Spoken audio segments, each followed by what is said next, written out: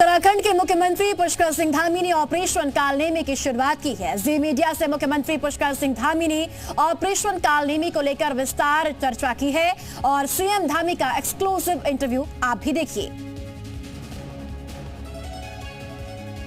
उत्तराखंड में ऑपरेशन कालनेमी की शुरुआत हुई है। ऐसे लोग जो भगवा या फिर किसी अन्य धर्म की आड़ में लोगों को परेशान करते हैं, लोगों को ठगते हैं और सनातन को बदनाम करते हैं, उनके खिलाफ बड़ी कार्रवाई की जा रही है। मेरे साथ प्रदेश के मुख्यमंत्री पुष्कर धामी जी हैं।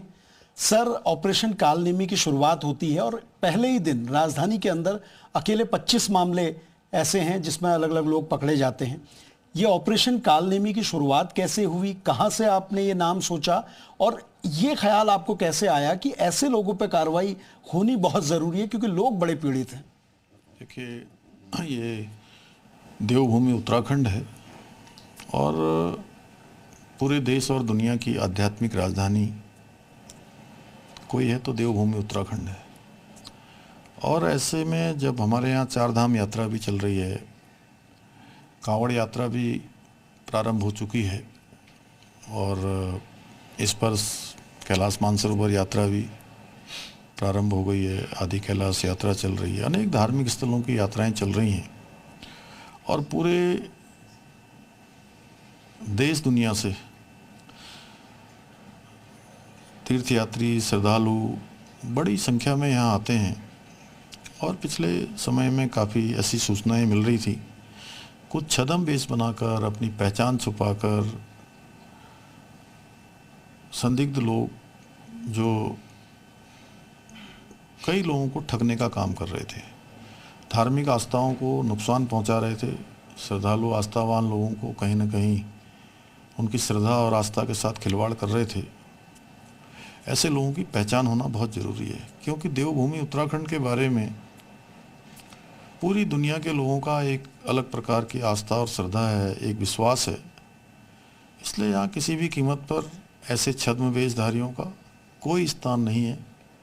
इनकी पहचान करने के लिए ऑपरेशन कालनेमी चलाया गया, जिसके परिणाम भी सामने आने शुरू हो गए हैं और ये अभियान हमारा लगातार चलेगा क्योंकि यहाँ पर कोई भी छद्म रूप किसी भी प्रकार से स्वीकार करने योग्य नहीं है। पूरे देश और दुनिया के लोग भी चाहते हैं, देवभूमि उत्तराखंड के लोग भी चाहते हैं, तो उस काम को आगे बढ़ाया जाएगा। सर, देवभूमि में लाखों जो श्रद्धालु हैं वो चार धाम में भी आते हैं, अलग अलग धार्मिक स्थलों में आते हैं और ये आंकड़ा करोड़ों में पहुंच जाता है जब कांवड़ यात्रा की शुरुआत होती है। और उसी वक्त में कालनेमी ऑपरेशन शुरू किया गया। क्या इस तरह के इनपुट थे कि इन यात्राओं में लोग इस तरह की चीज़ें कर रहे हैं? क्योंकि बहुत सारे मामले इस बीच में ऐसे आए कि जाति और नाम बदल के पंडित वैष्णव भोजनालय में कोई काम कर रहा है और नाम निकलता है बाद में अब्दुल या कोई और नाम निकलता है, तो ऐसे इनपुट क्या कुछ थे? नहीं, इस प्रकार के जो भी इस प्रकार की गतिविधियां अपने नाम बदलकर, अपनी पहचान बदलकर, छद्म वेश बनाकर जो लोगों को ठगने का काम कर रहे थे, ऐसे ही छद्म लोगों को उनका चिन्हीकरण करना, उनके खिलाफ कार्रवाई करना, धार्मिक आस्थाओं को ठेस पहुंचाने वाले लोगों को उनका उचित स्थान पर पहुंचाना, कानून के अनुसार उनकी कार्रवाई करना, इसी का नाम हमारा ऑपरेशन कालनेमी है।